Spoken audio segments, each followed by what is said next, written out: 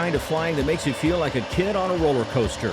Dude, you're having way too much fun. This is so cool. I went up with 4 guys who spend many of their weekends doing this, flying their little planes with big tires into places where there are no airports or even anything close to a runway. The planes are built to land just about anywhere and can stop in less than the length of a football field, even on a gravel bar on the Sacramento River. Nailed that one. We ask permission first, and we only land when we're supposed to, otherwise we get in trouble. Alex DeCessa got the bug for this kind of flying after a trip to Alaska. He saw planes going into backcountry places he didn't think planes could go. I think that the aviation in general enables us to have so much freedom and go places that we haven't been before. He found other pilots here in the Bay Area who share this passion. Even a corporate pilot who steps out of his Gulfstream for this. This is completely different. Totally different. I've told a lot of the guys that I fly with, this airplane empty weighs 850 pounds. Most jet drivers think they can fly anything, and I tell them this will humble you very quickly.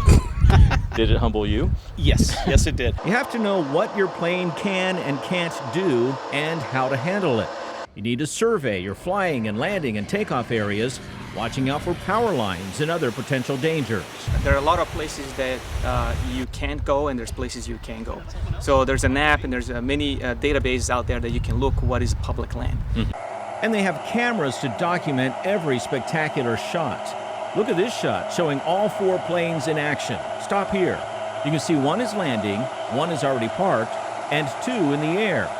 And it seems wherever they show up, even in the most remote places across the West, people somehow find them. One is their surprise, and they're just like, what's going on? And then when they hear about that, no, we're actually just flying out here to get together, check out the area, see the scenery. And at that point, they're like, wow, this is neat. I'd like to do this. Gary often takes his 12-year-old son. Well, I imagine you like video games. Yeah, What's more fun, this or video games? this.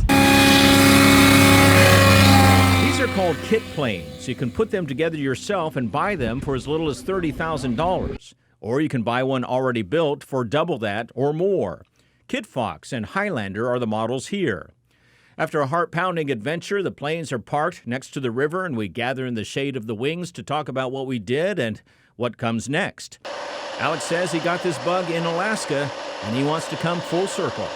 Taking this plane to Alaska, this whole thing started, it's one of the things that is on my bucket list. It's a long trip there in a little plane like this, but this kind of flying isn't about getting there in a hurry.